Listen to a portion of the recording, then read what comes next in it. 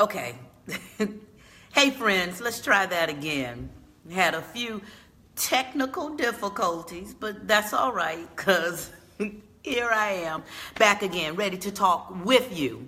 Now, I said a few minutes ago I wanted to talk to you about grief and what do we do with it now? Like, you're grieving, I'm grieving, who cares, so what, right? But what I really meant is I want to talk with you. Like, I love these every other Thursday times that we spend together, and then you just start posting and responding and sending your own stories. Just keep them short. I mean, I'll read them. I want to read them, right? I want to know what you're thinking too as we walk through this together, right? I'm your grief friend and your grief girl, right? So we just walking through this together, right? So I want to read what you're sending to me. I'm so grateful that you're taking time out on your Thursday to be with me. But keep them short, because when they get too long, then they fall out of the screen and I can't read the whole thing. Hey, hey. I get so excited with these, y'all. I walk around, I'm thinking about it. I'm going, what do I want to share with them? Oh, yeah. This is what I want to say. So, okay. So tonight, you're grieving. I'm grieving, right? I've lost both my mamas. Just to even say that is like, right? And so now what do we do with that? What do we do with this grief? Like, what is this grief? And where can I put it? And how can I live with it? Right? So you're grieving, so what? So what now? So I want to start by sharing something with you. I'm in Texas, where I way like in the little corner, like southwestern Texas, and I've been coming here ever since my big girl was a little girl, and now my big girl's 22. So I've been coming here a long time, right? Working schools, sharing my heart, sharing the joy of poetry, right? But this time it's different, and you know why. Because the last time I came here to Texas, I had mama. And what I did was, I drive here because y'all know I don't like to fly. I'm like Aretha Franklin. I'm not getting on your plane.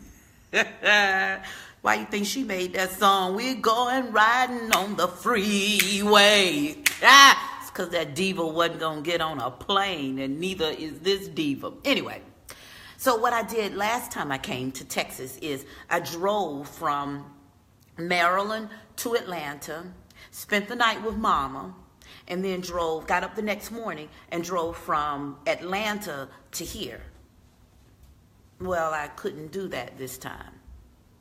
So this whole trip, y'all, has just been so different for your girl.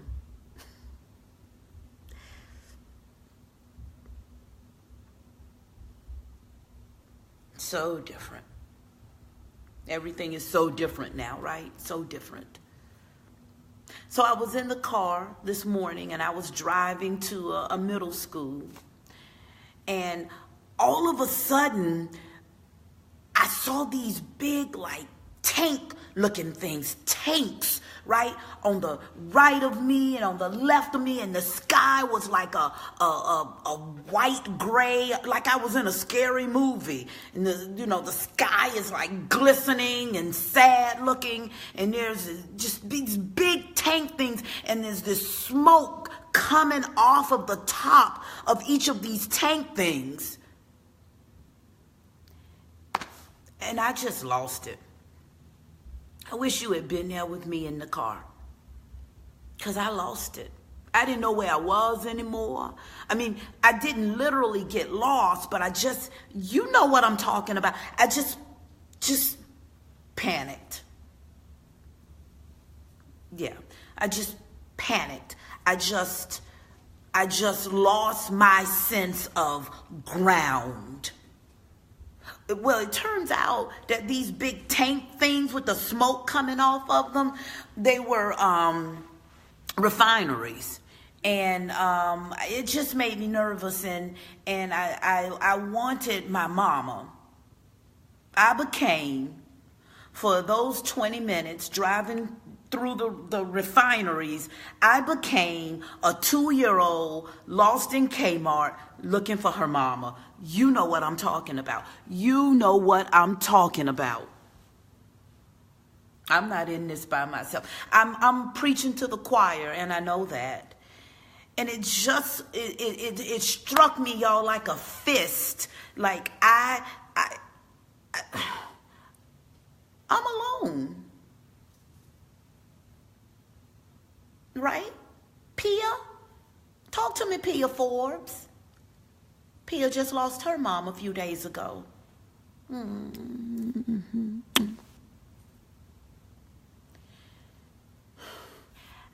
I feel so vulnerable now. That's what I'm trying to say to you.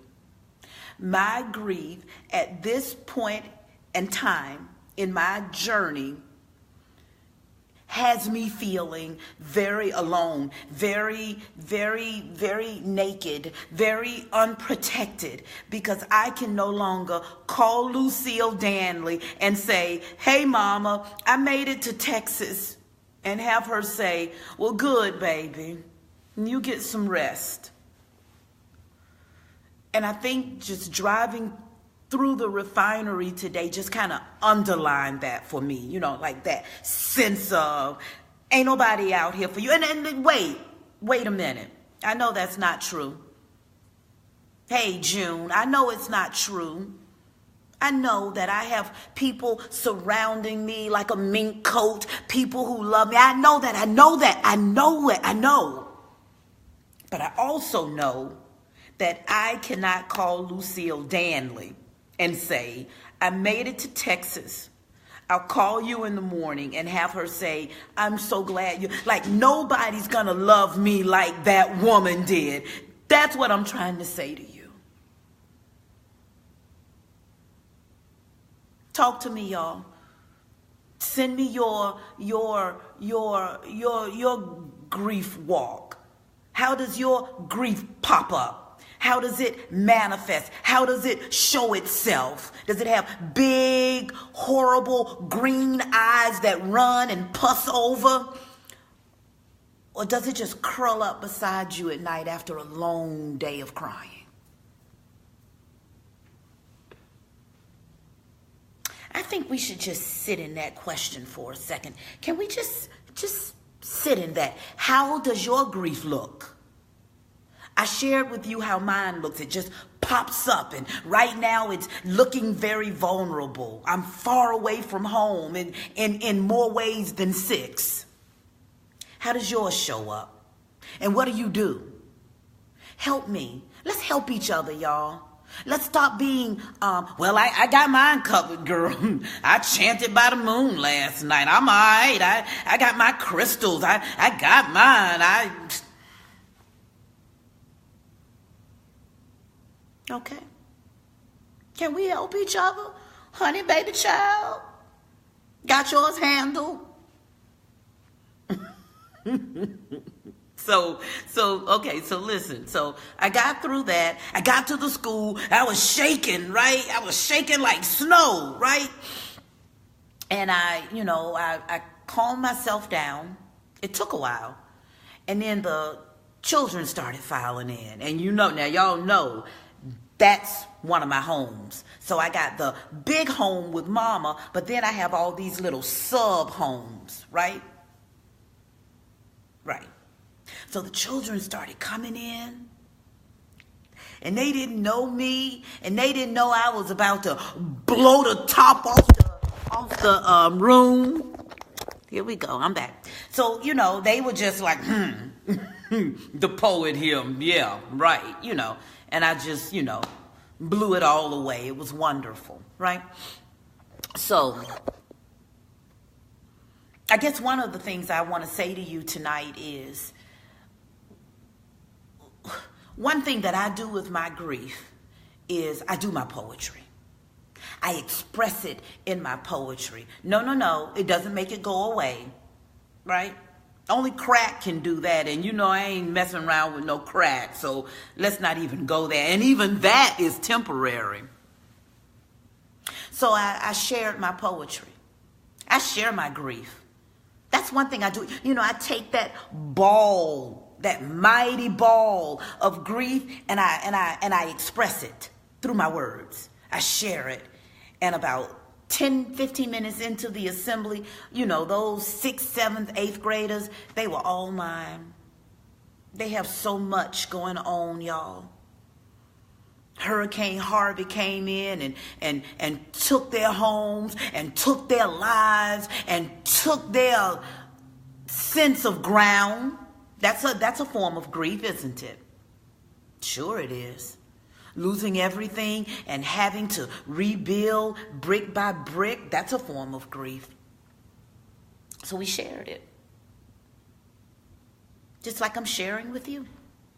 And just like you sharing with me. Let me come in close and see what, look at there.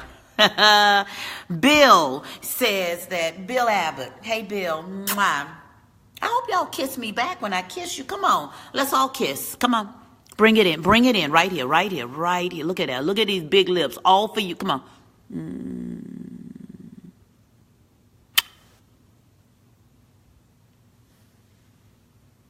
Bill Abbott said he was okay until he saw a picture of his mama. Then what happened, Bill? Come on, type in, let me know. What happened? So you saw a picture of mama.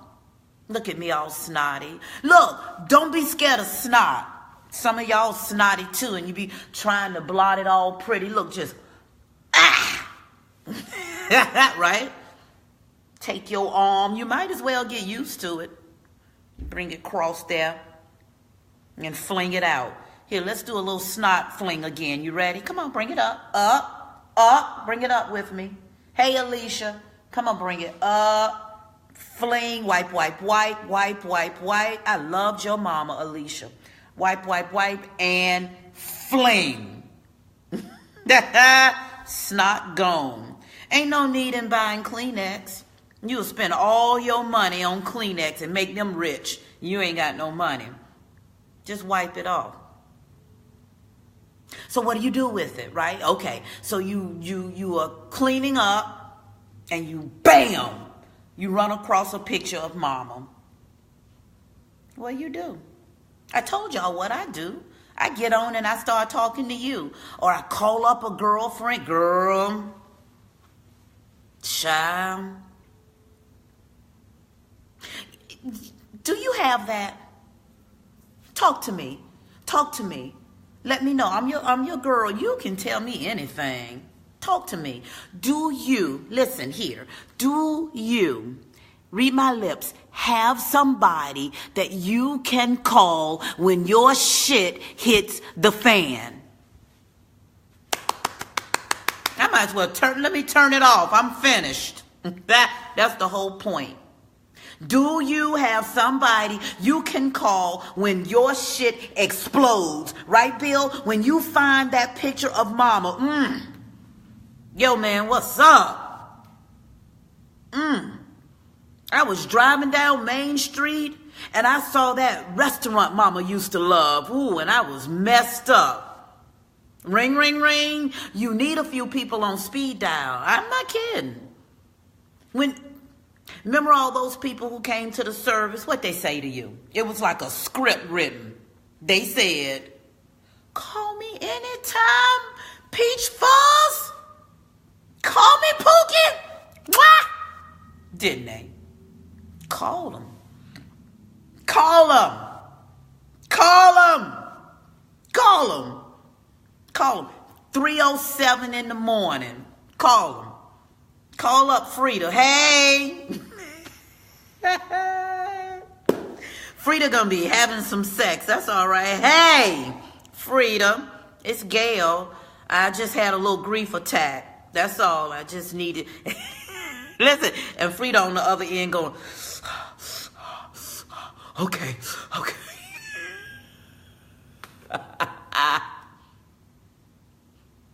Y'all are so silly. I'm for real, though. Take all them people up on their offer for you to call them. Let me see what you're saying to me. I expected one to be a great, boom, bam. I expected one of her friends to be a great support for me, but that didn't work out. Well, you know what, Kelly? Call another one. That's all right. Another one bites the dust. Hey, boom, boom, boom. Call another one. 11 people said to you at the repast, Kelly, call me sometime, girl. I mean it. Okay, make you a little list. I'm going to call Betty, Barbara, Jean, Aisha, Doug. I'm especially going to call Doug. I'm going to call Peter. I'm going to call Patricia. And then just go down your list. Because eventually, listen to me, y'all. Eventually, somebody going to pick up the phone. Somebody's going to pick up the phone. And they're going to be so freaking glad that you called, because guess what?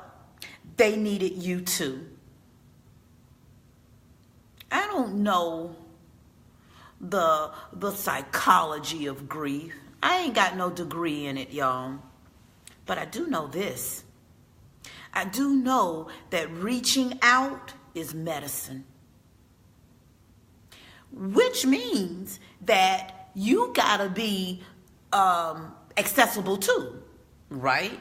You got to give what you want to receive, right? So I want you to be somebody's grief friend. So you're not just walking around pissed off because your man didn't pick up the phone when you needed him most, right? You wanted to cry to somebody because you ran into one of your father's good friends, right? And you needed somebody to cry to, right? And your man wasn't there, right? Okay, but when was the last time you were there for a griever? You got to give it, y'all. You got to give it. You got to give it to get it. And the more that you give it, check this out. Newsflash, the more that you give it is the more that you will get it. Let me just sit on that was funny. Let me just sit on that for a minute. Can we just rest in that for a minute? The more that you give it is the more that you will get it. I'm talking about support. I'm talking about love. I'm talking about midnight phone calls. I didn't say this was easy, y'all. I'm just saying that it is necessary. I love you so much. I do. Let me tell you why. I love you because you have dared to face another day. You have done what everybody else is saying they could never do, right? If you had $1 for every time that somebody came up to you and said, child, baby, I cannot imagine, Sugar Muffin, what you are going through. I just could not do it. And I know you want to slap the hell out of them, right? Because you just doing it the best you can. You just playing the cards that have been dealt to you. You didn't choose it. I didn't choose for my mama to die right before my eyes. But I got it, right? That's the coat that's on my shoulders, right? That's the coat that I must wear. Cause that's what it is, right? Death is what it is. It just is what it is, y'all. And it sucks. Don't nobody want to lose their brother. Angela Williams, you didn't want to lose Nosha. Man, I loved your daddy. You would give anything, your last Cheeto to have him back. I know, but it is. And so my question to you is, what do we do with the is of grief? How do we handle? How do we manage it? I run. I started running when my first mother was first diagnosed with lung cancer. I was 24 and I was never athletic. But when I got the news, when she told me, I just stood up, ran out of her bedroom. We were in her bedroom, and I just ran out into the night. I just started running, and I haven't stopped. Because what does it do? Those of you who run, those of you who work out, those of you that take your grief and work it out, literally, right? Work it out, lifting your weights, doing your yoga. It's something about the way that it presses itself out of your body, even if it's only for 30 minutes. That grief just kind of oozes its way out of your body when you are working out, when you are being physical. And thank God for it. Thank God for it. Now, it's going to creep back in. Oh, I lost y'all for a minute. Okay. I saw a really cute picture of a really cute little white family just for a half second, and then you came back. So it's going to come back, right? I mean, it's you know, the exercise is a temporary fix, but how marvelous, right? It's a marvelous thing. It's so marvelous. May I suggest to you, those of you who haven't discovered yet, the beauty of it, the absolute exquisite beauty of moving your body when you start to hurt. May I suggest that you give it a try. Just try it. Just try it. Like the next time that thing comes over you, that thing, right? Like a hoodie comes over you, go outside. Go outside. Move your body. Go outside. Move it.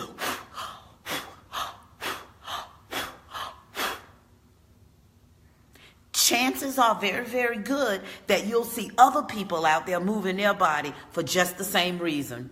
Meet a friend. Meet a friend. Make a grief friend. Ask somebody who you always see at the gym. Get bold. What the hell? Get bold. Go up to that girl that you see at the gym every Monday morning, right? And she huffing and puffing on the treadmill. Ask her. And say, I see you here every Monday. I'm so proud of you. Always start with a little flattery, right? Get you everywhere. You look good. I know you feel good. I come because I just lost my sister and I'm trying to find healthy ways to cope with it. Why do you work out? Guarantee you.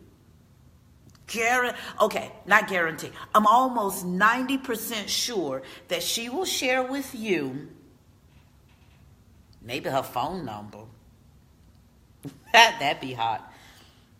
That she will share with you her own grief story. That she might say to you, well, you know what? I started working out when my brother was diagnosed with leukemia, and that was 6 years ago, and I haven't stopped yet. And then what I want you to do, listen, y'all, time to be bold. Time to live life, right? Live it large. Ask her, can you have a hug? I know, sweating, snotting, so what? Just hug her. And you know what? There's a 6-second rule to hugging. Who knew? Okay, you know how you get that little church hug and it lasts about a half second and then it's over and you ain't felt nothing. It's almost like the hug never happened. Well, listen, there's some research that shows that in order for the endorphins to get started between you and the person you're hugging, you got to get in there for at least 6 seconds. Come on, give me a hug, y'all. Let's do a group hug. Come on, bring it in.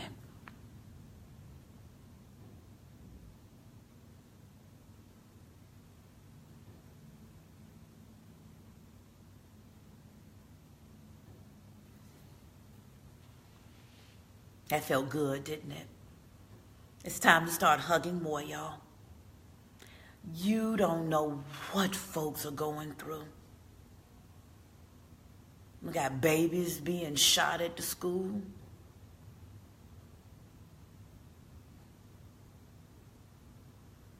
Imagine that grief, right? Hug. Hug tight. Hug tight. Even your girlfriend who swears up and down that she don't never hurt, that she ain't grieving, that she just handled that thing. When her auntie died, she just boop, she was fine. She put her wig on, boom, bam, ta, and she was all right. Ta, hug her too. Hug her too. Let me see what y'all saying. Eyes can't, thank you, Mimi. Eyes can't unsee, heart can unfeel. Being in this moment with everyone here reminds me that in this collective heartache,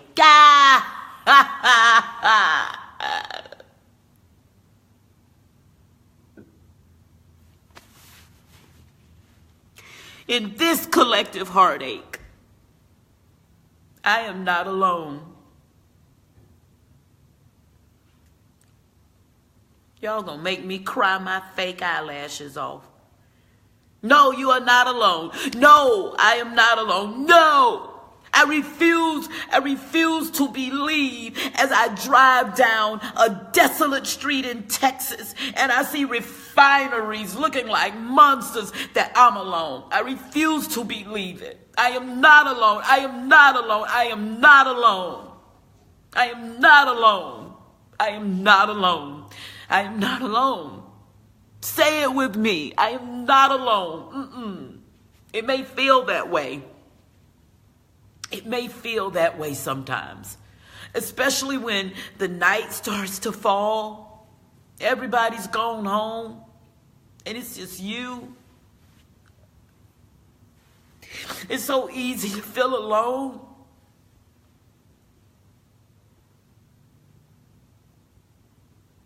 But deny that.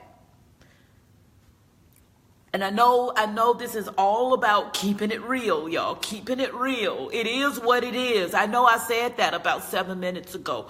But deny when your brain and your heart tell you that you are alone in this. You are not alone in this. You are not. You're going to get your call list. You're going to be a call list.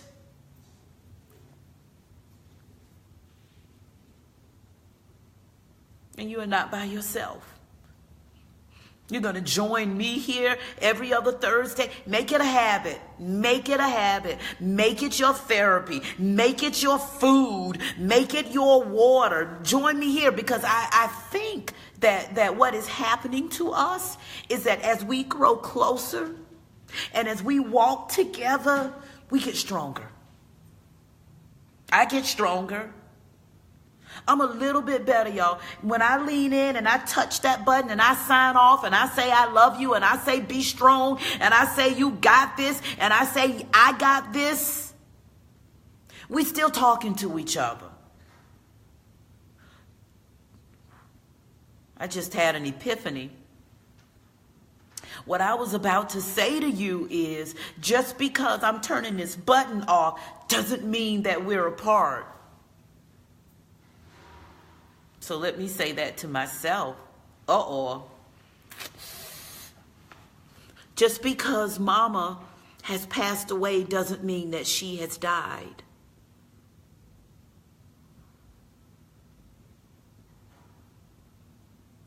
Let me sit in that for a minute. Just because I can't see mama doesn't mean that she's not here. Ooh, y'all. Ooh. What do we do with that?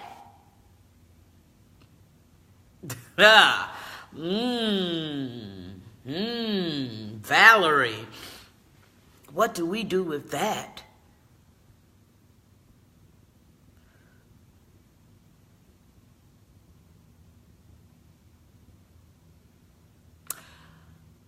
So here it is, y'all. Here it is. It's me and you.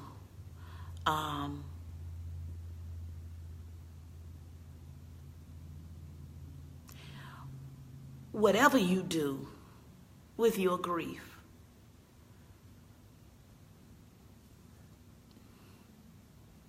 don't give up.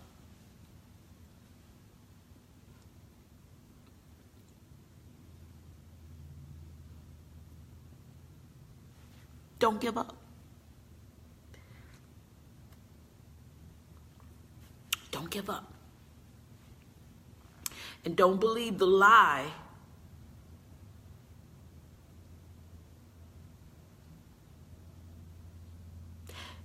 that there's a time limit on your grief. that you ought to be over this by now. This your thing. This your walk. That's like somebody telling you when it's time for you to change your drawers, change your panties, when you ready to change your panties. It's your business. See, now I'm getting all defensive because I'm starting to fall in love with you. That's, you should be over it by now.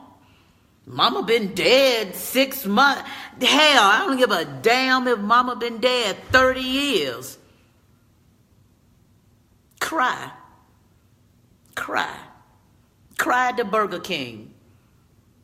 Get your French fries. Stick them in your nose. Dare anybody to say something to you. When they look at you funny because you just got banged up by grief, look back at them funny. Say, mother, you say it, I ain't say it. I just lost my uncle. What you looking at?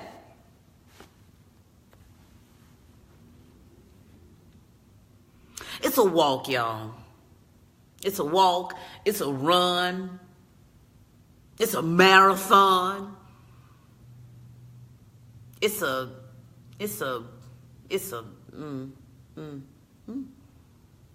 what it is, right? And I'm convinced that we can take this thing called grief and we can make something of it that not only enriches and blesses us, but enriches and blesses others.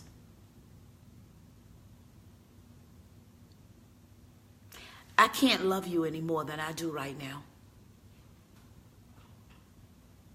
Let me see what you're saying to me.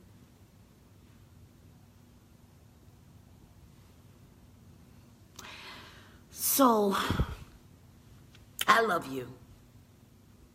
I do. I love you because you got up out of bed. And even if you laying in bed, I still love you. Now I'm going to go lay in bed. Actually, I met a woman the other night at, I did a love circle. So that's kind of what we're doing here now, you and me. But the love circle is live, right? So we're sitting there and we can touch and we can feel and cry together. And we're having dinner tonight. One of the ladies I met at the love circle, we're going to go out for Thai. And it's all right, right? It's all right, y'all. Go out, have a good time, get your cry, go to work, have a good time, get your laugh, get your cry. It's okay. It's all right. You, my dear, are all right. And I am too. Damn it. I am too. This is Gayle, your grief girl. I'll be back here Thursday after next, right? A little bit stronger, maybe. I don't know, maybe not. But I'll be back here. I won't be in Texas. Woo! Ah! But I'll be with you wherever I am. I love you. I'm proud of you. Hang in there.